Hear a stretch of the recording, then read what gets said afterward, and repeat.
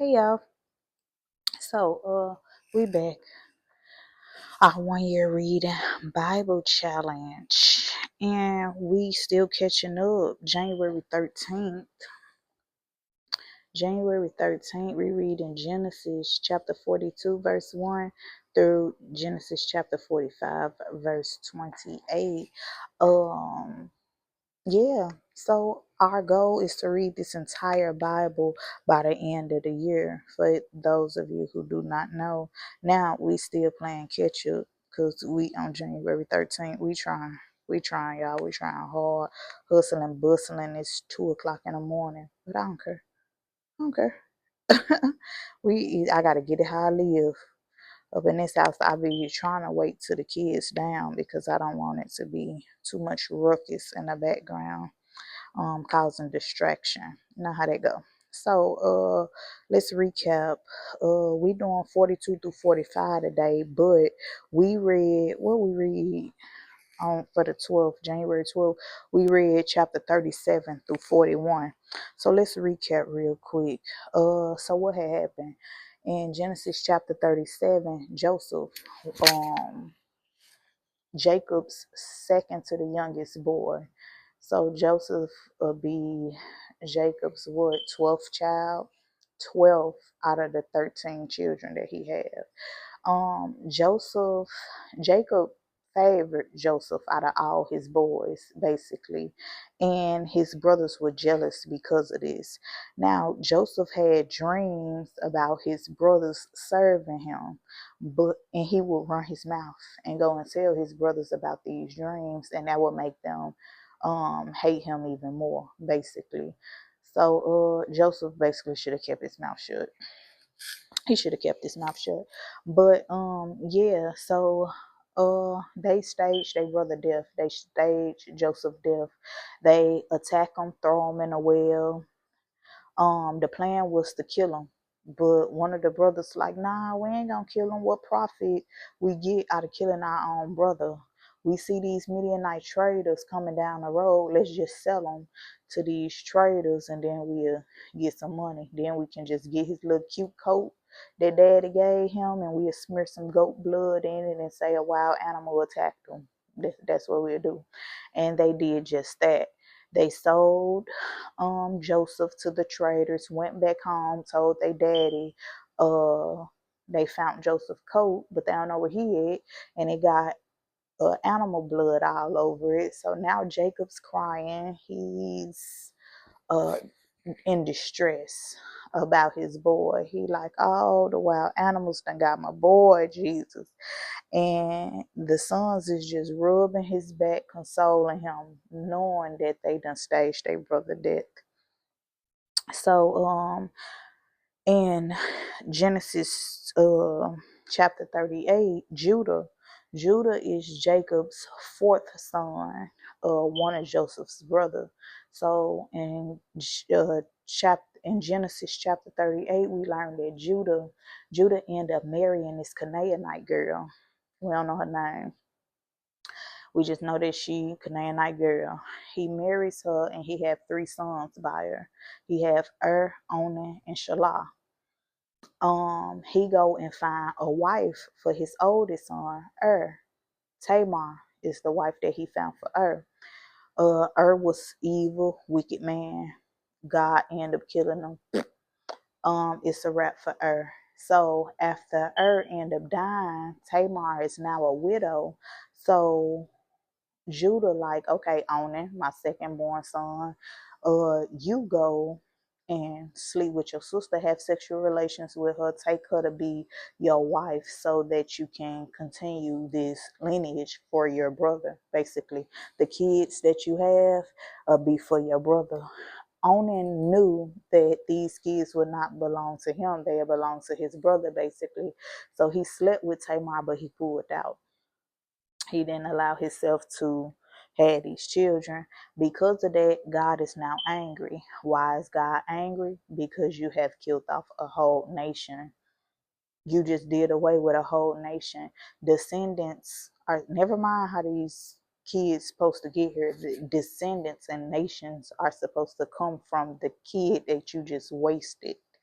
So yeah, Onan, and Onan is dead at this point.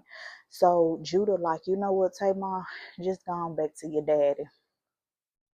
But save yourself. Don't marry nobody, because when my youngest son, Shalah, get old enough, I'm gonna get him to you to be your husband. So Tamar goes back home to her daddy. After that, um, the Canaanite woman, Judah's wife, which is Onan and Shalah's mother, she ended up dying.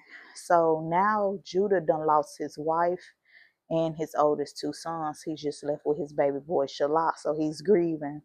After that, he ended up leaving to go to a place called Timnah to cut the wool from his sheep. And Tamar get news that it's been years now. So Tamar get news that her father-in-law is on the way. So she doing the math. She like, okay, Shalah is about that age now. He done grew up. Maybe he's traveling here to give me Shalah to be my husband. So she normally wore clothes that showed that she was a widow, but now she's wearing clothes that look like prostitute. So she put the prostitute clothes on. She stand on the side of the road, and Judah peeps her out. He didn't know that that was Tamar. He thought she was a prostitute. So he goes to Tamar and he like, hey, I want to sleep with you. Straight like that. Uh, Tamar like, cool. What you gonna pay me for it? He like, oh, I'll give you a goat. She like, cool. He like, but I gotta go and get it though. So she like, what you about to give me while I'm waiting on my goat? So he like, look, I'm gonna give you this string, this walking stick, and this ring. She like, cool. I'ma hold your stuff until you come back with my payment. So they had sexual relations, do the trade off. She waiting for her payment. She goes back home, switch clothes, that widow clothes. Now Judah done sent somebody to go and give Tamar her full payment, but they could not find her. They like, look, no traces of this girl. We don't know where she at. Judah like, look, don't worry about it. I tried. Can't find her. We ain't gonna worry about it. So months later, Judah get word that Tamar is pregnant. Somebody come to Judah like, look, your daughter-in-law done sin like a prostitute. Now she pregnant. He like, burn that heifer, kill her. So they go and do the job. She like, wait a minute. Before y'all finish this job, yeah, I need y'all to investigate this. The man who got me pregnant, he owned this stuff. He owned this ring and this string and this walking stick. So wait a minute. So they take what Tamar shows them and they go take it to Judah. Judah recognizes it because it's his. And he right then and there he know that he done slept with his daughter-in-law and done impregnated her. But he ain't telling nobody though. He like, you know what? She right, I'm wrong. I was supposed to give Shalah to her to be her husband. Didn't follow through with the plan, so she might have just moved on. Don't worry about it, just leave her alone. Um Tamar ended up giving birth to twins. So Judah's daughter-in-law is also his baby mama. Very ghetto. Um Chapter 39, what happened? So back to Joseph in chapter 39. When his brothers sold him to the Midianites sold him to um Potiphar in Egypt. Potiphar is the captain of the guards of Pharaoh prison, basically, in Egypt. So Pharaoh is the king of Egypt, but Potiphar was the captain of the guards in the prison. Basically, he worked for Pharaoh too. And now Potiphar bought Joseph from the Midianites. So now Joseph is working for Potiphar, and God is with Joseph. He's blessing everything in Potiphar's house due to Joseph being there. Him and Potiphar like this. Potiphar ain't had to worry about nothing but what he gonna stuff up in his mouth for the day. and he done made Joseph like head honcho of his house, almost equal to him in his house, basically. So, Joseph was handsome, good looking man. Potiphar's wife ended up scoping him out, lusting over him, all that type of stuff. She wanted to sleep with him. He like, look, I can't do it like that. I'm a God-fearing man. On top of that, I got too much loyalty and respect for your husband. Not gonna do it. She was adamant and persistent on sleeping with Joseph. So she would try him every day. One particular day, he's in a house with her by himself, and she grabs his coat like, come to bed with me. He like, and he strikes out running, but he leaves his coat in her hand. He comes up out the coat to run. So she go and look outside, and she sees some men standing outside the house. She like, look, that Hebrew man that tried to attack me, sleep with me, XYZ, da da da da da. And she hold on to this story until her husband gets home. Husband get home, Potiphar, she tell Potiphar the same thing. Potiphar is pissed, and he end up putting Joseph in the prison that he's over. That's what happened in chapter 39. Now, in chapter 40, Joseph is in prison, and he encounters these two men that was working for Pharaoh, the king of Egypt. He see them and they look a little worried. He like, all right, what's going on? They like, we done had these dreams and we don't know what they mean. They basically troubling the man. So Joseph like, okay, well, I I linked up with God all powerful, and he know all secret things. So let me know the dream, and then with the help of the Lord, I can tell you what's going on. So they tell both the men, the wine server and the baker, tell Joseph their dreams, and Joseph interprets their dream for them. And everything happened just the way Joseph said it was going to happen, according to the dream. The wine server ended up getting out 3 days later, getting his job back with Pharaoh the king. Joseph like, look, put in a good word for me. I ain't supposed to be here, trying to get up out this prison. You know how people, they start doing good, they forget about you. So he did not put in a good word for Joseph, forgot all about Joseph. The baker, he told the baker, like, look, you finna get out in 3 days, but you gonna die. Pharaoh gonna cut your head off and hang your body. And everything happened just this way that Joseph said it was gonna happen. In chapter 41, Pharaoh, fast forward, it's been 2 years now since the wine server and them got up out of jail. When Joseph said put in a good word, never put in a good word. It's 2 years later. Pharaoh now has a dream, and he get all the wise men, all the magicians, everybody try to interpret this dream. Nobody know nothing about what this dream means. So the wine server, he ended up getting a little flashback. He like, you know what? Couple years back, you was angry with me and the baker, so you locked both of us up. And while we was in there, we had dreams, and we came across the Hebrew man. He told us exactly what the dream mean. Everything came to pass just the way he said. You maybe want to reach out to him, basically. So Pharaoh sends somebody to the jail to go and get Joseph. Joseph done freshened up, done shaved, put on some clothes. He go to meet the king. Pharaoh tells Joseph his dream with the help of the Lord. Uh, Joseph done interpret this dream, and he done gave Pharaoh wisdom on how to maneuver, on how to what to do with the revelation God just gave him, basically. So Pharaoh like, oh, Pharaoh just blown away at this point by Joseph's wisdom and how connected he is to God. So he ended up promoting Joseph right there. Like, look, you know what? I'm finna make you governor over the whole Egypt. End up turning Joseph up gave him his second chariot to ride in, then gave him a robe, a gold chain, a ring with the seal on it, basically to solidify important documents of the Joseph make the law.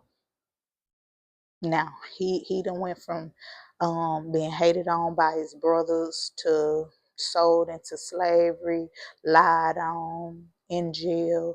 Now it's up. It's up for Joseph. Mind you, Joseph was 17 years old when his brothers attacked him, sold him into slavery. Joseph is now 30 years old. It's been a full 13 years later since, so stuff don't happen overnight, but a series of night stuff can happen overnight. So now Joseph is up. He's up. He's a governor. So he make the laws. Don't nothing move until Joseph said move. Potiphar is the king, so he's above the law. But next up under Potiphar is Joseph. Straight like that. So yeah, that is our recap from yesterday. Now today we read in Genesis chapter 42 through 45. Um Chapter 42. During the famine in Canaan, Jacob learned that there was grain in Egypt. Paul, so like we said, famine is an extreme shortage on food supply. Is in your country. You go to Kroger, anywhere, any grocery store, ain't no food up in there. You ain't trying to go hungry and die, so you end up going to another country or land where there's some food at. So during the famine, during the shortage on food in Canaan, Jacob learned that there were grain in Egypt. So he said to his sons, "Why you sitting here doing nothing? I heard that it's grain for sale in Egypt. Go there, and buy grain for us so that we'll live and not die." So 10 of Joseph's brothers, which is 10 of Jacob's sons, went to Egypt to buy grain. Jacob did not send Benjamin. Benjamin was Joseph's only full brother. Jacob was afraid that something bad might happen to Benjamin. Pause. So, y'all know Joseph and Benjamin got the same mama, Rachel. Uh, Joseph was Rachel's only son until she had Benjamin and died right after birth, right after labor. She died with Benjamin. But Rachel was Jacob's favorite wife. That was the wife that he really wanted. He got bamboozled into his other wife, and the other women that he had babies by were his slave women of his two wives, basically. So yeah, his favorite wife, Rachel. These are her kids, Benjamin and Joseph. Very protective. After the brothers done staged Joseph's death to Jacob's knowledge, Joseph is dead. So Benjamin is the only son. Even though he got 12 sons, Benjamin is the only son that he have left of Rachel, the wife that he really wanted. So very protective over Benjamin. Verse 5. The famine was very bad in Canaan, so there were many people from Canaan who went to Egypt to buy grain. Among them were the sons of Israel. Israel is Jacob. Um, Joseph was the governor of Egypt at the time. He was the one who checked the sale of grain to the people who came to Egypt to buy it. Joseph's brothers came to him and bowed before him. Joseph saw his brothers and recognized them, but he acted like he didn't know them. He was rude when he spoke to them. He said, "Where you come from?" The brothers answered, "We come from the land of Canaan to buy food." Joseph recognized his brothers, but they did not know who he was. Then Joseph remembered the dreams that he had dreamed about his brothers. Joseph said to his brothers, "You have not come to buy food. You are spies. You came to learn where we are weak." But the brothers said to him, "No, sir, we come as your servants. We have come only to buy food. We are all brothers. We all had the same father. We are honest men. We have come only to buy food." They like, "We don't want no smoke." Then Joseph said to them, "No, you have come to spy on us." And the brothers said, "No, sir, we come as servants from Canaan. We all brothers, sons of the same father. There were 12 brothers in our family. Our youngest brother is still at home with our father, and the other brother died a long time ago." Can you imagine sitting here talking to your brother saying that he done died and he live in the flesh? But Joseph said to them, no, I can see that I'm right. You are spies, but I'll let you prove that you're telling the truth. In the name of Pharaoh, I swear that I will not let you go until your youngest brother comes here. One of you must go back to get your youngest brother while the rest of you stay here in prison. Then we can prove whether you're telling the truth or not. If you're not telling the truth, then by Pharaoh, I swear that you spies. Then Joseph put them all in prison for 3 days. Um, After 3 days, pause real quick. So the book that we got the 1 year reading Bible challenge in the back of, that's King James Version. We not reading it. If you want to follow along, we is in the easy to read version, the ERV version in the Bible app if you want to follow along. Um Verse 18, after 3 days, Joseph said to them, I'm a God-fearing man. Do this and I'll let you live. If you are honest men, one of your brothers can stay here in prison and the others can go and carry grain back to your people. But then you must bring your youngest brother back here to me. Then I know that you're telling the truth and you will not have to die. The brothers agreed to this. They said to each other, we are being punished for the bad thing we did to our younger brother Joseph. We saw the trouble he was in. He begged us to save him, but we refused to listen. So now we're in trouble. So they feel like they getting karma at this point. They feel like they reaping what they sowed for how they done attacked Joseph. Verse 22. Then Reuben said to them, I told you not to do anything bad to that boy, but you refused to listen to me. Now we being punished for his death. Verse 23. Joseph was using an interpreter to talk to his brothers, so the brothers did not know that he understood their language. He heard and understood everything they said, and that made him want to cry. So he turned away and left the room. When he came back, he took one of the brothers, Simeon, and tied him up while the others watched. Pause. So they sitting here talking among themselves about how they did Joseph and how they feel this they payback for what they did to Joseph. Joseph understand everything they saying. He getting a little choked up. He run off to another room, to a bathroom. I don't know. He runs off, get himself together, trying to fight back his tears.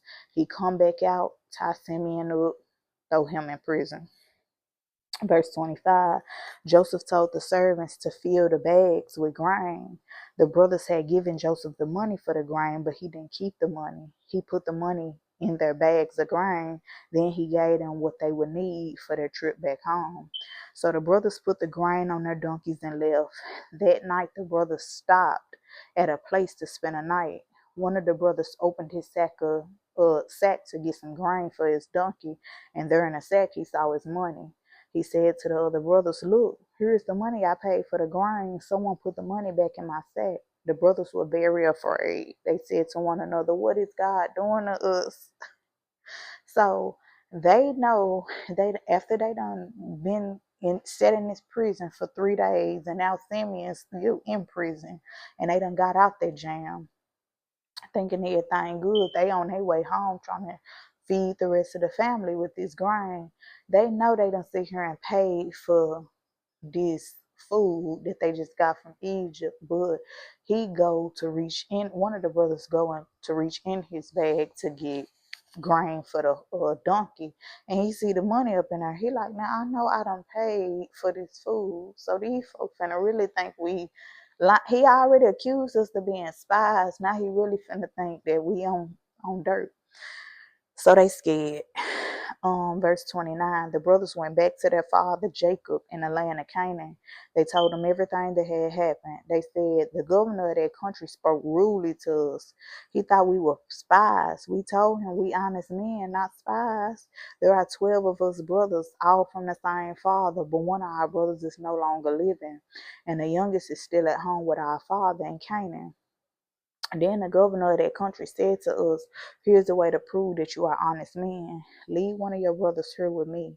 Take your grain back to your families. Bring your youngest brother to me. Then I know if you are honest men, or if you were sent from an army to destroy us. If you tell them the truth, I'll give your brother back to you. I'll give him to you, and you'll be free to buy grain from our country. Then the brothers started talking. Then the brothers started taking the grain out of their sacks, and every brother found his bag of money in his sack of grain. When the brothers and their father saw the money, they were afraid. So they're like, not only do you got your money, all of us got our money. What is going on?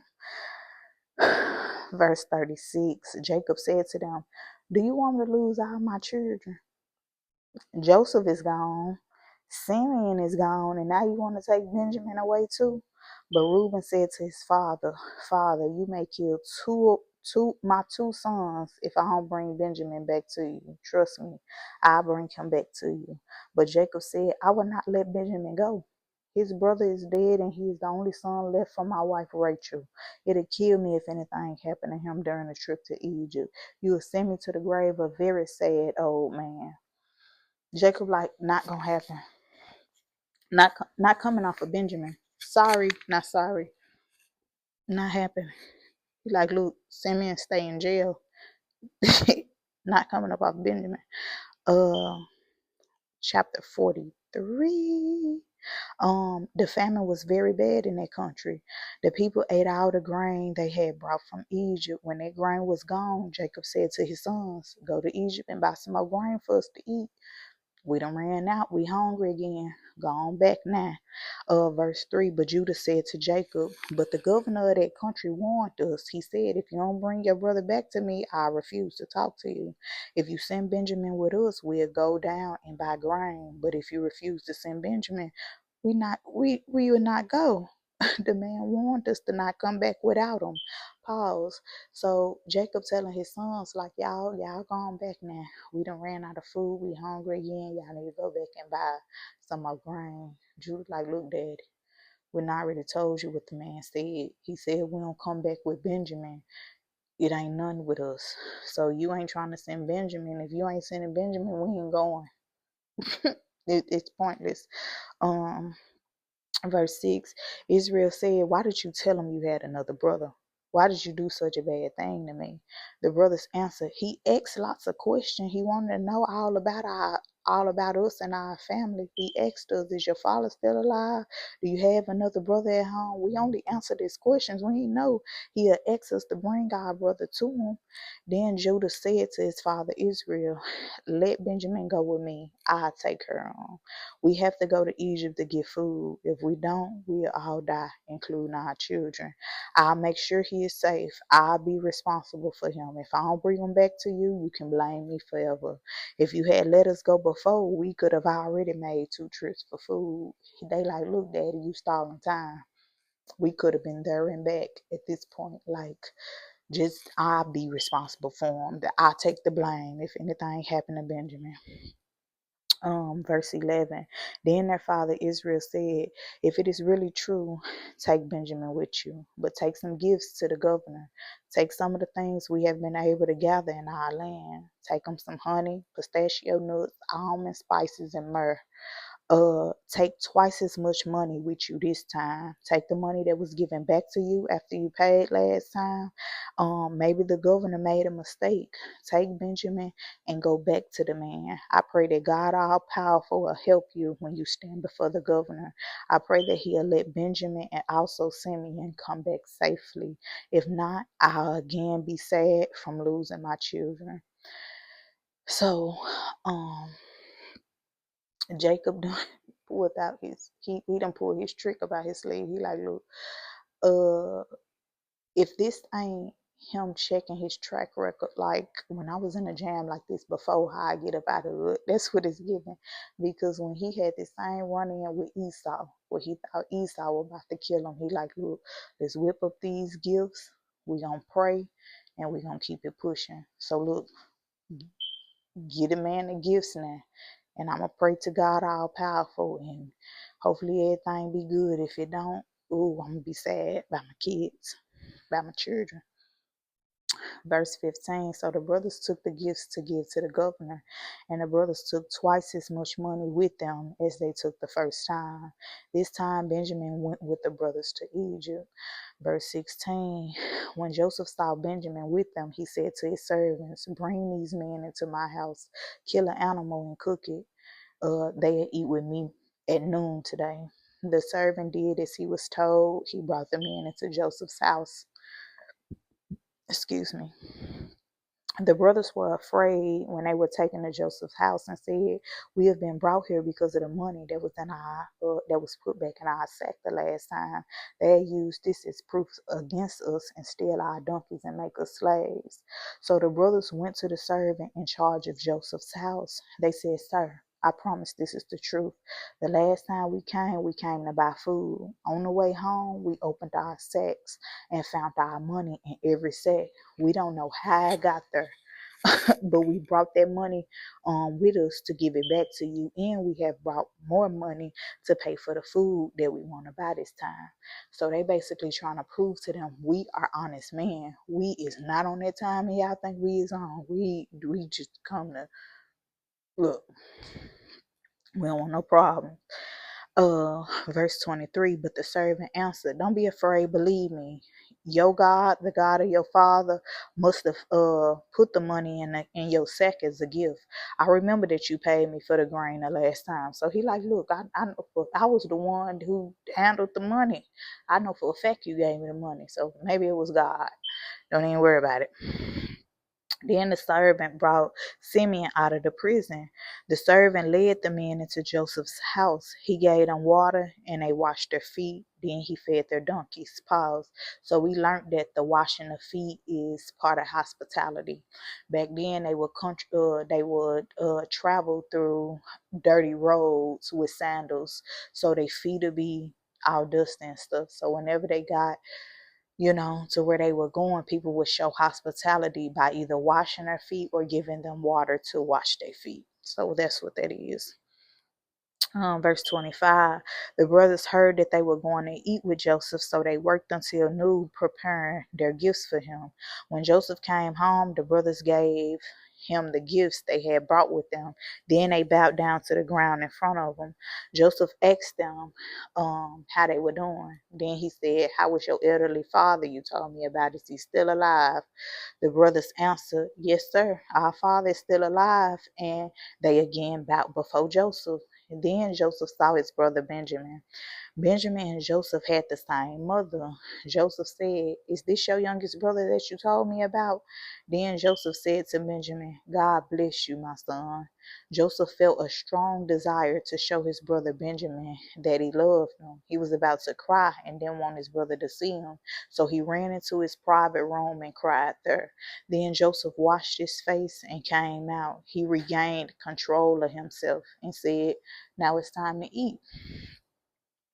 The servants seated Joseph at a table by himself. His brothers were at another table by themselves, and the Egyptians were at a table by themselves. The Egyptians believed that it was wrong for them to eat with the Hebrews. Joseph's brothers were seated at a table facing him. The brothers were looking at each other because, to their surprise, they had been seated in order from the oldest to the youngest. They're like, "Wait a minute." They looking on down the table like, "I know you lying.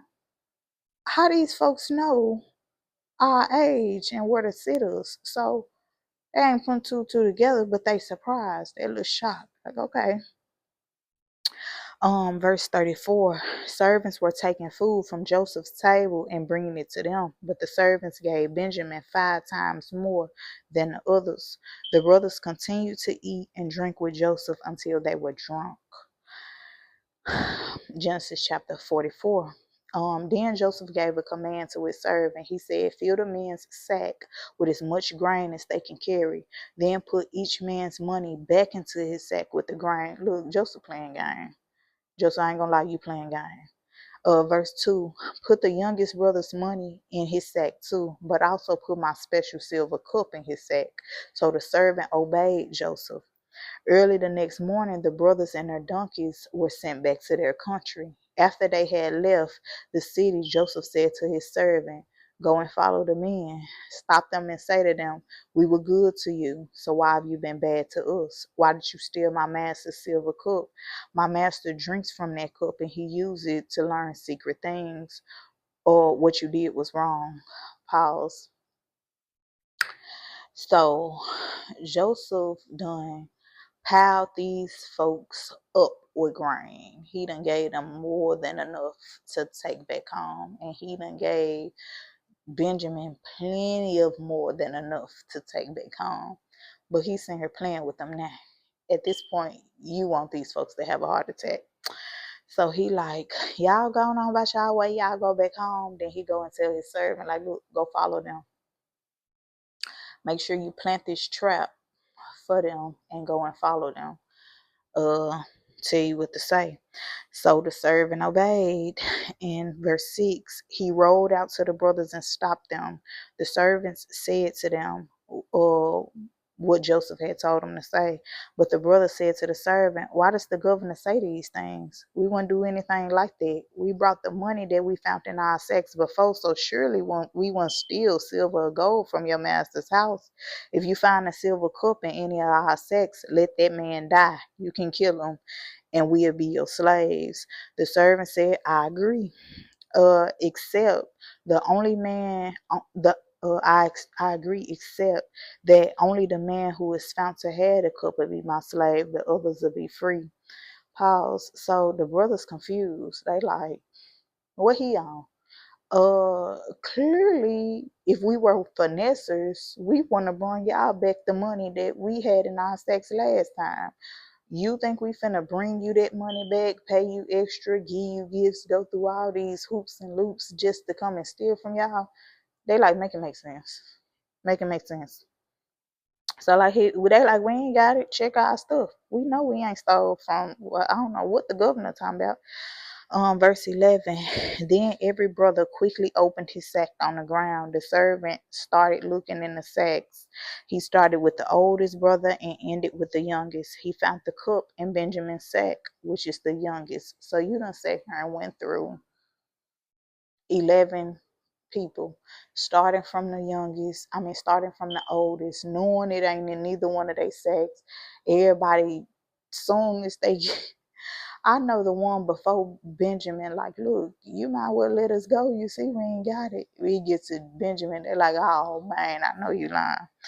uh Verse 13, the brothers were very sad. They tore their clothes to show their sadness. They put their sacks back on the donkeys and went back to the city. When Judah and his brothers went back to Joseph's house, Joseph was still there. The brothers fell to the ground and bowed down before him. Joseph said to them, why have you done this? Didn't you know that I have a special way of learning secrets? No one is better at this than I am. Judah said, sir, there is nothing we can say. There is no way to explain. There is no way to show that we are not guilty. God has judged us guilty for something else we have done. So all of us, even Benjamin, will be your slaves. But Joseph said, I will not make you all slaves. Only the man who stole the cup will be my slave. You others can go in peace to your father.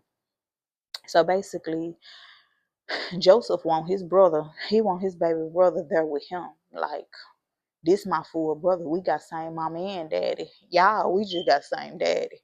But this my full brother. So I want to keep him here. So he came up with this concocted plan to keep Benjamin there with him.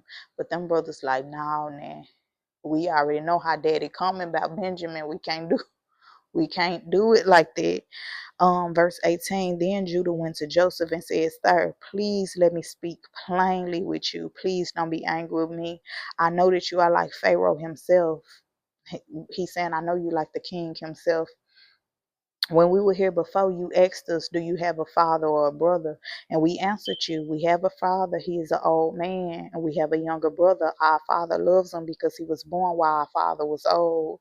This youngest son's brother is dead. So he is the only son who was left from that mother. Our father loves him very much. Then you said to us, bring that brother to me. I want to see him. And we said to you, that young boy cannot come. He cannot leave his father. If his father loses him, his father be so sad that he'll die. But you said to us, you must bring your youngest brother, or I will not sell you grain again. So we went back to our father and told him what you said. Later, our father said, go back and buy some more food. We said to our father, we cannot go without our youngest brother. The governor said he will not sell us grain again until he sees our youngest brother. Then my father said to us, you know that my wife Rachel gave me 2 sons. I let one son go away and he was killed by a wild animal, and I haven't seen him since. If you take my other son away from me and something happens to him, I'd be sad enough to die, excuse me. Now imagine what'll happen when we go home without our youngest brother. He is the most important thing in our father's life. Our father will die if he sees that boy isn't with us, and it'll be our fault. We'll send our father to his grave, a very sad man. I took responsibility for the young boy. I told my father, if I don't bring him back to you, you can blame me for the rest of my life. So now I beg you, please let the boy go back with his brothers, and I'll stay here and be your slave. I cannot go back to my father if the boy is not with me.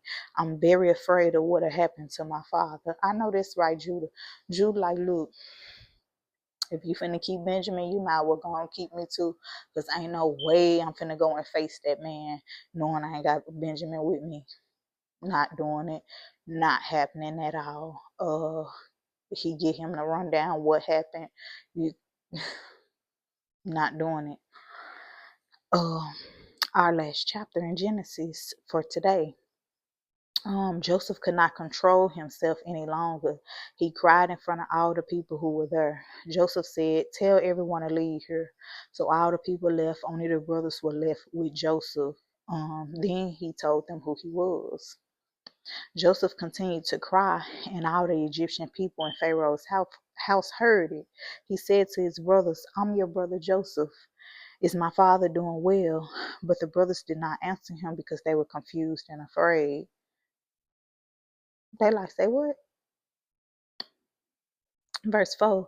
So Joseph said to his brothers again, come here to me. I beg you, come here. When the brothers went to him, he said to them, I'm your brother Joseph. I'm the one you sold as a slave to Egypt. Now, don't be worried. Don't be angry with yourselves for what you did. It was God's plan for me to come here. I'm here to save people's lives. The terrible famine has continued for 2 years now, and there will be 5 more years without planting or harvest. So God sent me here ahead of you so that I can save your people in this country. It was not your fault that I was sent here. It was God's plan. God made me like a father to Pharaoh. I'm the governor over all his house and over all Egypt. So now he like, look, Joseph like, look, I'm finna stop with these games because stuff getting real. I'm constantly getting choked up, finna start crying. Let me just go and tell y'all what's happening. So he gonna burst out in tears like, look, this the real tea. I'm Joseph. I'm y'all brother. And don't be mad, basically. What y'all did, it was God's plan. Like, I had to come here to carry out my assignment, basically. So it is what it is. Uh, Verse 9, Joseph said, hurry up and go to my father. Tell him his son Joseph sent this message. God made me the governor of Egypt, so come here to me quickly. Don't wait. You can live near me in the land of Goshen. You, your children, your grandchildren, and all of your animals are welcome here. I'll take care of you during the next 5 years of hunger, so you and your family will not lose everything you own. Surely you can see that I really am Joseph. Even my brother Benjamin knows it's me, your brother, talking to you. So tell my father about the honor I have received here in Egypt. Tell him about everything you have seen here. Now hurry. Go bring my father back to me. Then Joseph hugged his brother Benjamin, and they both began crying. Then Joseph cried as he kissed all his brothers. After this, the brothers began talking with him. Verse 16, Pharaoh learned that Joseph's brothers had come to him. This news spread throughout Pharaoh's house. Pharaoh and his servants were very excited. So Pharaoh told Joseph, tell your brothers to take all the food they need and go back to the land of Canaan. Tell them to bring your father and their families back here to me. I'll give you the best land in Egypt to live on, and your family can eat the best food we have here. Also, give your brothers some of our best wagons. Tell them to go to Canaan and bring your father and all the women and children back in the wagons. Don't worry about bringing all of their belongings. We can get them the best of Egypt. I know that's right. We can get them a fresh start. So the sons of Israel did this. Joseph gave them wagons just as Pharaoh had promised, and Joseph gave them enough food for their trip. He gave each brother a suit of beautiful clothes. Come on, suit and tie. But Benjamin, he gave 5 suits of beautiful clothes and 300 pieces of silver. I know that's right. Joseph also sent gifts to his father. He sent 10 donkeys with bags full of many good things from Egypt, and he sent 10 female donkeys loaded with grain, bread, and other food for his father on his trip back. Then Joseph told his brothers to go. While they were leaving, he said to them, go straight home and don't fight on the way. So the brothers left Egypt and went to their father in the land of Canaan. They told him, Father, Joseph is still alive, and he is the governor over the whole country of Egypt. Their father did not know what to think. At first, he didn't believe them, because who would? But then they told him everything Joseph had said. Then their father saw the wagons that Joseph had sent to bring them back to Egypt, and he became excited and very happy. Israel said, "Now I believe you. My son Joseph is still alive. I'm going to see him before I die." That's our study for today. So the brothers then went back home to their dad. They like, look, daddy, Joseph is still alive. Can you imagine? It's been a smooth 22 years that Jacob been thinking that his son dead. Whole time his son ain't dead. You just get news 22 years later. You've been grieving your son for 20 plus years, and you get news that he is not dead. He is the governor, and he's about to get ready and upgrade your life before he die. So not only is you gonna see him before you die, but you're about to live more abundantly before you die. Can you imagine the feeling? Jacob did not believe them until he looked out. He seen all these wagons and stuff. He like, oh, it's time to roll. It's showtime. This is real. I love that.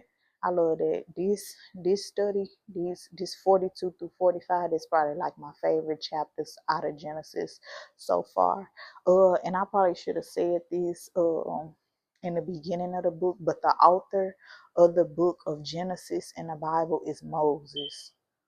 Moses is said to be the author of the book of Genesis. So yeah, we doing good. January 14th, that's the last day in the book of Genesis. I think it's 50 chapters. We just ended out on chapter 45, so we got 5 more chapters left in Genesis before we move on to Exodus. We done ride it out. We done rolled it out. We done good. Little delayed, but it's cool. We gonna get back. But I love y'all. Bye.